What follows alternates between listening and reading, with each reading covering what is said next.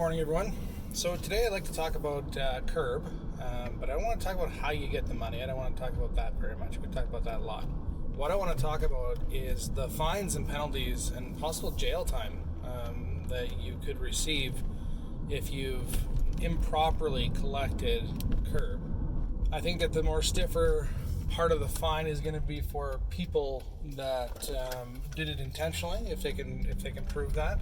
So the fine is $5,000 plus double what you received in CERB payments. And like I said, if you absolutely did it on purpose, potentially, there could be some jail time there as well. So we don't want to do that. Okay. Non-disclosure of information or omission of information also counts towards the negligence when it comes to the CERB payments. So if you left some information out, or maybe you work things around in your business a little sketchy to be qualified for the CERB payment, you may find an issue. Okay, what I suggest that you do is you Google CERB, okay, CERB, and the first Canada.ca web address that you see there, click on that and click on eligibility. Okay, there's half a dozen questions that ask you, are you 15 and older, did you lose your job, or reduced hours because of COVID, stuff like that. And there's even check boxes next to them, and if you can't check those boxes, you shouldn't have applied for and received CERB. Now, if that's the case, my suggestion for you is to pay it back. Okay? Oops, made a mistake. I'm going to pay this back.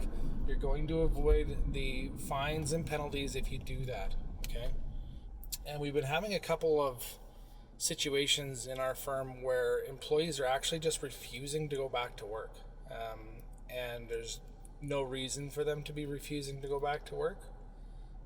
Well, in our mind and in the mind of the business owner.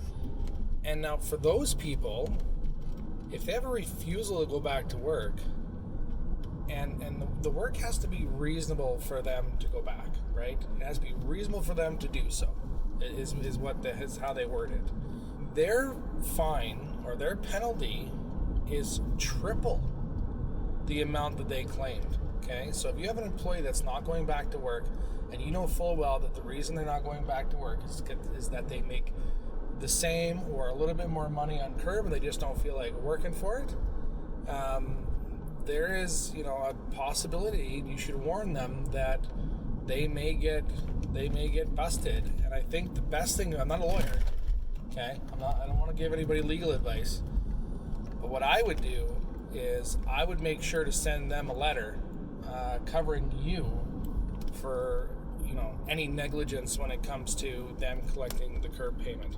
Okay. Now this also applies to self-employed people too. If you were working before all this happened, and now you're able to go back to work, and you're deciding, I'm going to take another month off. I'm going to collect CERB for one more month, even though you were able to go back to work. They're going to come after you too. Now I don't know how they're going to prove that, but they are definitely looking at self-employed people too, because they have complete control over their finances. I hope that helps. I hope that if you applied for CERB and maybe you shouldn't have, I hope that you are going to be proactively returning that money, because you don't want to face $5,000, double what you received, plus jail time if they get really nasty. Wouldn't want that to happen to anybody. And really right now, if you're in a place where maybe you got a few bucks and you did collect CERB, and you're in a place where you're fairly certain you shouldn't have, and you're able to return it, that you do return it. So I hope that helps. I hope that clears up some of the questions I've been getting recently.